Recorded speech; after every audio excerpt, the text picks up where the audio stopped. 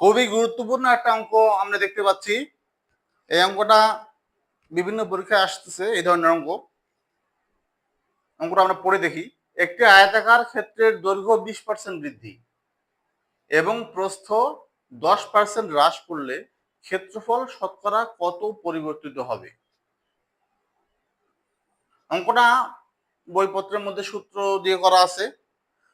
তো সূত্র দিয়ে করার চেয়ে আমি চিত্র বুঝে করার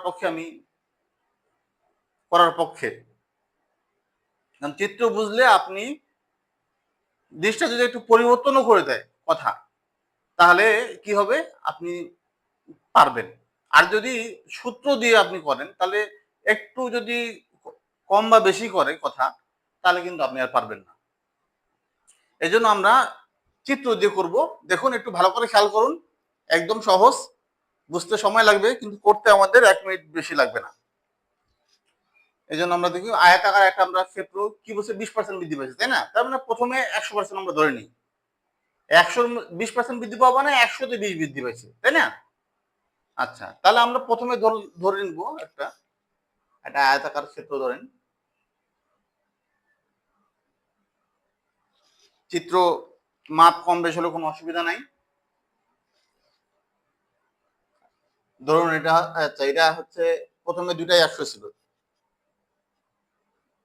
প্রথমে কি দুটাই 100 ছিল, দৈর্ঘ্য 100 ছিল, প্রস্থও 100 ছিল। এটা প্রথমে ছিল পূর্বে। আবার কি বলছে, এবার পরে 20% বৃদ্ধি পাইছে। পরে কি হয়েছে, 20% বৃদ্ধি পাইছে। কোনটা? দৈর্ঘ্যটা 20% বৃদ্ধি পাইছে, তাই না? তাহলে দৈর্ঘ্য হচ্ছে আমাদের এটা, তাহলে এটা একটু লম্বা হবে। আর একটু যদি লম্বা করে নিই, তাহলে দৈর্ঘ্যটা আমাদের 20% বৃদ্ধি পেল। আর প্রস্থটা কি হয়েছে, ছোট হয়ে গেছে, 10% ছোট হয়ে গেছে। এই যে 10% প্রস্থটা ছোট হয়ে গেছে। তাহলে 10% ছোট হলে তার মানে কি, 100 থেকে 10 বাদ দিলে 90%।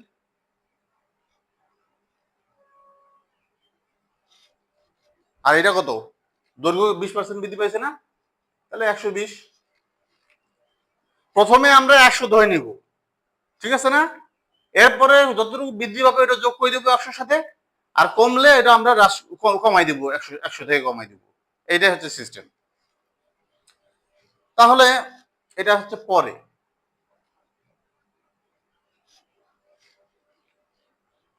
কি বলছে, ক্ষেত্রফলটা শতকরা কত পরিবর্তিত হবে, তাই না? ক্ষেত্রফলটা আমরা, ক্ষেত্রফল, আয়তক্ষেত্রের ক্ষেত্রফল কি আমরা জানি, দৈর্ঘ্য গুণন প্রস্থ। ক্ষেত্রফল দৈর্ঘ্য গুণন প্রস্থ, দৈর্ঘ্য আর প্রস্থ দুটাই কিন্তু 100-100। দৈর্ঘ্য গুণন প্রস্থ সমান সমান 100 গুণন 100 সমান সমান 100 গুণন স্কোয়ার মানে 100 স্কোয়ার, তাই না? 100 স্কোয়ার। আচ্ছা, 100 স্কোয়ার একটু খেয়াল করুন, 1-এর উপরে স্কোয়ার করলে কত হয়, একই হয়।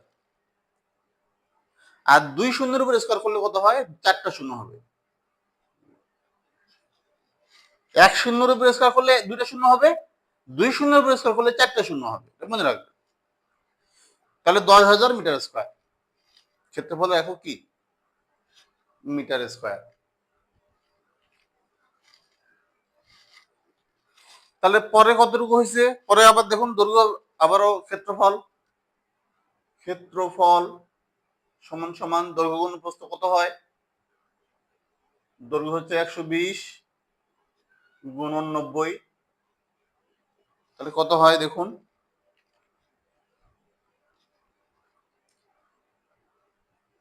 120 গুণন 90, এটা আমরা যদি ইয়া করি, 9-12, 9 দিয়ে 12কে আগে গুণ করবো, 9-12 108, তাই না?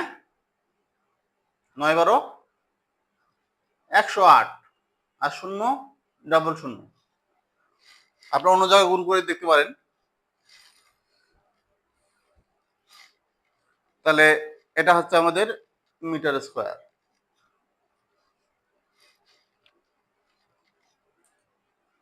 এখানে ক্ষেত্রফল 10,000 মিটার স্কয়ার, এখানে ক্ষেত্রফল 10,800 মিটার স্কয়ার। তার মানে আমরা বুঝতেই পারতেছি যে 800 মিটার স্কয়ার বৃদ্ধি পাইছে, ক্ষেত্রফল বৃদ্ধি পেয়েছে, বৃদ্ধি পেয়েছে।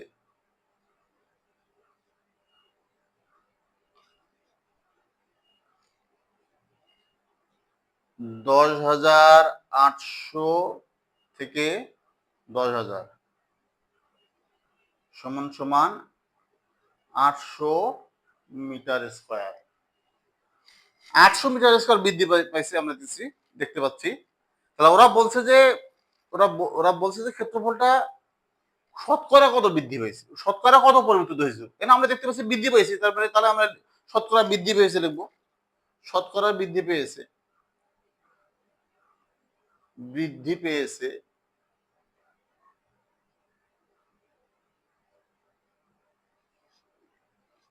শতকরা কত বৃদ্ধি পেল? তাহলে কার সাপেক্ষে আমরা শতকরা বের করবো? না, কার শতকরা বের করবো? 800, তাই না? 800টা যাবে উপরে, যার শতকরা বের করবো সেটা যাবে উপরে। আর কার সাপেক্ষে বের করবো? অবশ্যই পূর্বে যেটা ছিল, পূর্বের যে ক্ষেত্রফল ছিল সেটার সাপেক্ষে আমরা শতকরাটা বের করবো। 10,000 গুণন 100।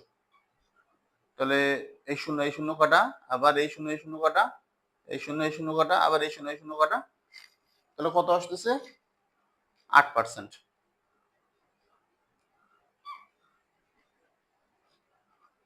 এই পাশে দিই আমরা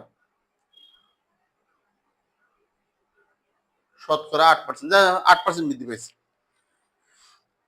আশা করি বুঝতে পারছেন জিনিসটা। এখন এই অঙ্কটা করতে আমাদের একটু সময় লাগলো, কিন্তু আপনি যখন এই অঙ্কটা প্র্যাকটিস করে নিজের আয়ত্তে নিয়ে আসবেন, তখন কিন্তু এত সব আপনি লিখবেন না, চিত্র আঁকবেন না। সবসময় মনে রাখবেন, যেহেতু প্রথমে বৃদ্ধির আগে বা কমার আগে বা কমার পরে আগে, মানে সব প্রথমে যে ইয়াটা ছিল ক্ষেত্রফলটা, প্রথমটা সবসময় 10,000 মিটার স্কয়ার হয়। প্রথমটা সবসময় যেহেতু দুটাই 100 হয়।